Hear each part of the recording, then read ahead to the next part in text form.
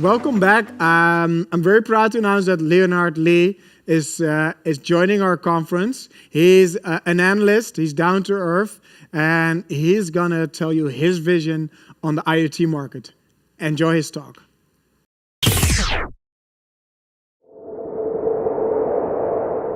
Next curve. Good morning, good afternoon, good evening. I hope that everyone is having a great start to 2021. My name is Leonard Lee. I am the Managing Director and founder of neXt, an ICT research and advisory firm that works with some of the leading tech companies on the future of their business. And I want to thank Binky and the team at the Things Industries for inviting me to speak today at the Things Conference 2021. It's an honor and it is a pleasure. And in this keynote talk, I will be sharing some of my insights on why 75% of IoT projects apparently fail, and why IoT has wallowed in POC purgatory and what we need to do to get out of it based on my 28 years of experience in tech industry research and technology and management consulting. In this session, I will cover the following items. Firstly, I will talk about POCs in product development versus POCs in digital transformation. I will also touch on why these POCs tend to lead nowhere except for maybe a few. Second, I will go over the factors that contribute to the high percentage of failed projects and the reasons why vendors get themselves perpetually caught in the POC mosh.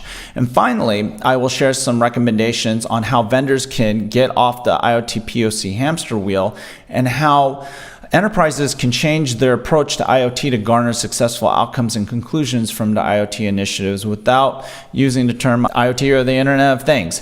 So let's start with POCs. I've always found that the idea that so many IoT startups and established companies do POCs or proof of concepts strange. Why do so many IoT vendors lead into sales opportunities with POCs with prospective customers? And why do so many enterprise end users seemingly entrap these poor little startups in some hellish cycle of pre-sales POC giveaways? More often than not, when you speak to the founders of these IoT startup firms, they are frustrated by the difficulty of getting customers or prospects to pay up. So how did we get into this unusual situation as an industry? Wasn't IoT supposed to be easy to sell? Didn't every business want it?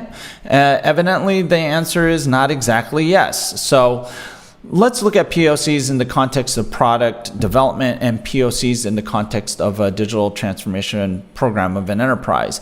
Because over the course of the years working with IoT startups and advising enterprises on IoT-enabled transformation, I have observed some pervasive confusion that has contributed to the maligning of what is otherwise a pretty helpful exercise to the 9th level of hell.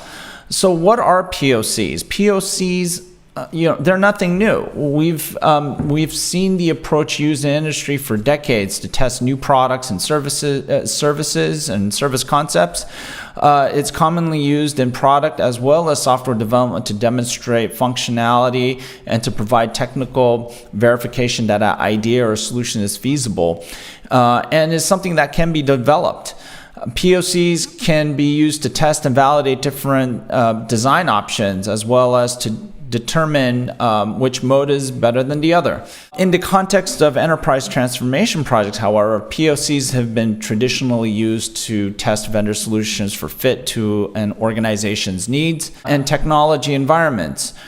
From the perspective of the business folks who know little about the technical aspects of IoT or likely don't know or care what IoT is, these POC activities are used commonly as a way to demonstrate shortlisted vendor solutions to an organization, as well as to verify the functional and non-functional requirements of the business, which are important selection criteria for vendor or technology selection.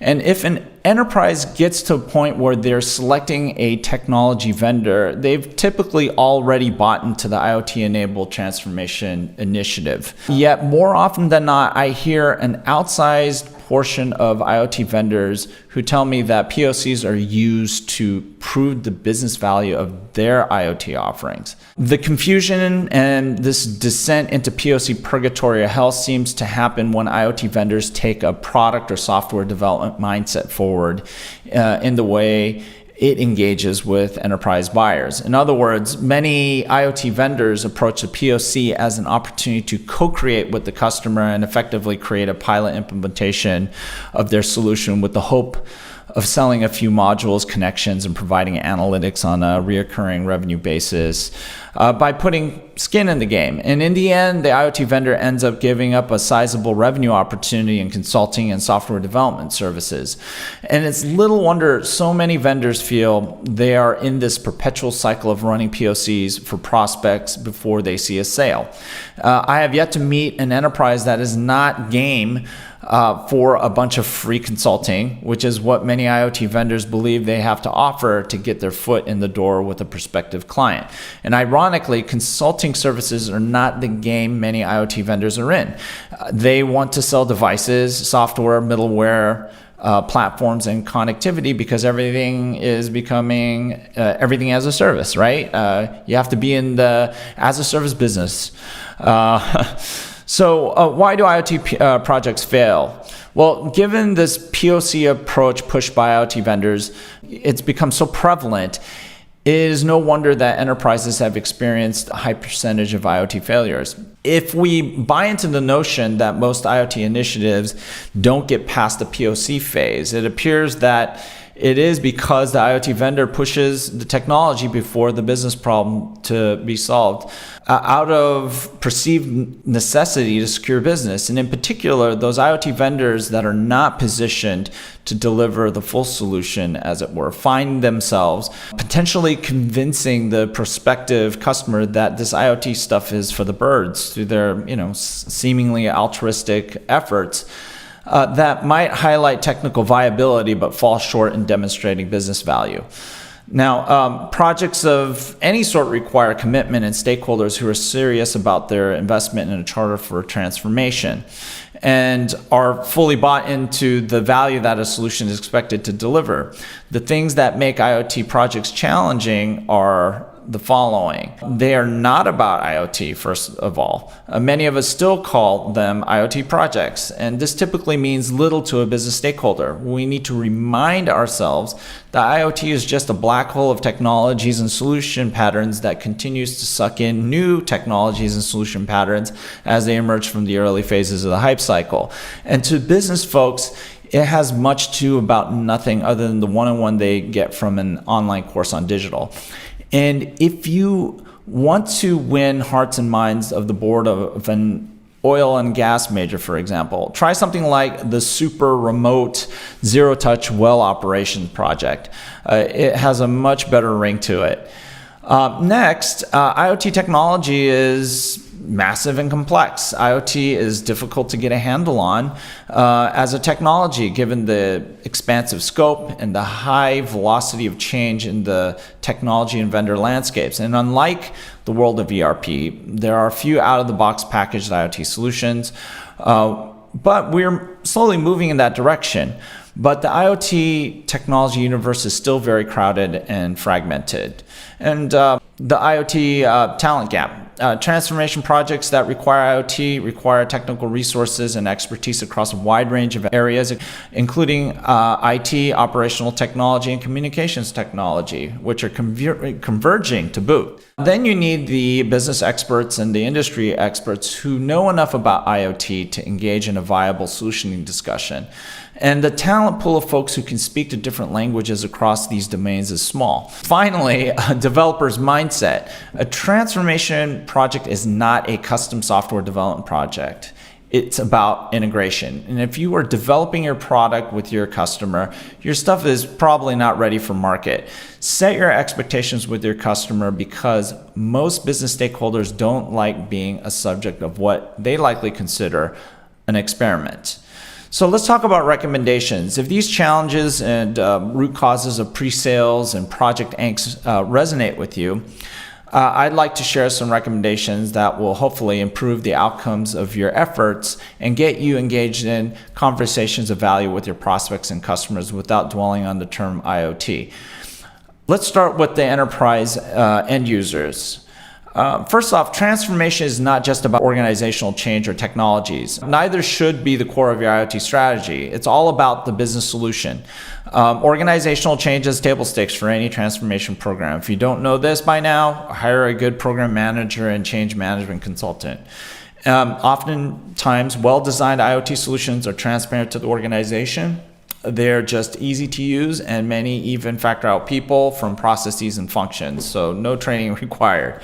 IoT technologies are just enablers, and leave that topic to your IoT architect and focus on sound solution designs that work functionally, technically, and financially, but most importantly, delivers against expectations set by the strategy and the charter of the transformation program. And ultimately, expectations at the business stakeholder level define the criteria for a successful project. So if you don't know how to translate technology into the language of business, learn how. Most of us technology folks are pretty good at abstraction and virtualization, so this shouldn't be much of a stretch. Next, get an IoT savvy solution architect in your organization. They're apparently more rare than you would think, but absolutely critical for success. So look hard. And get the IoT savvy technology solutions architect and those savvy in your business together early on in your program to work with your business stakeholders in designing a solution for your organization that is technically and functionally viable and compelling. This seemingly rare breed of solution architect is great at keeping your systems integrators and vendors honest as well. And as I like to say, IoT is not your father's ERP. Next, good help never comes for free, so don't shortchange IoT experts and consultants who can help you be successful. If your vendor has a few really smart folks who can help you, hire them by giving them a proper project so that they can focus on doing a great job rather than carrying the anxiety of the hours they're giving away for free. There really isn't a crappier IoT-enabled transformation strategy than one that is done for free. Remember that 80% of the value of IoT can be realized by 20% of the technologies that are being pitched to you by your vendors and SIs. Don't incentivize your IoT partners to make up the freebie they gave you up front by making up for it on the back end.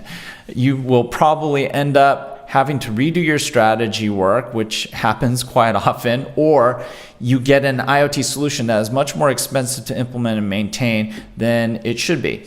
Or your IoT project just goes into the fail bucket. And for vendors, here are my recommendations. Understand your role in the context of your customer's transformation program. How do your offerings map into the solution architecture that will support the customer's transformation objectives?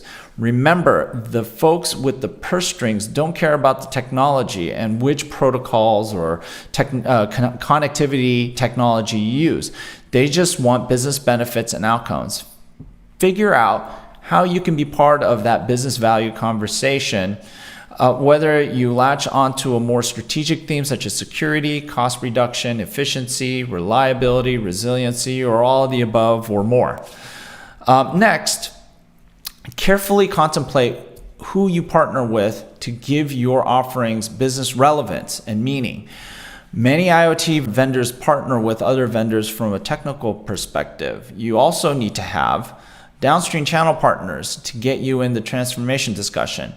Find a strategic anchor for your go-to-market. And if you don't have consulting services to engage with enterprise customers at the business level, consider partnering with an SI and POC with them to prove that your offerings work and that they can trust working with you to deliver IoT-enabled business solutions to their customers. And finally, stop giving away free management consulting gigs that you call POCs, especially if consulting is not your forte. These gratis gigs or pre-sales POCs are not POCs. They are pilot phases of an implementation that you should be getting paid for. You might not be helping yourself or your business if you don't capture this value early.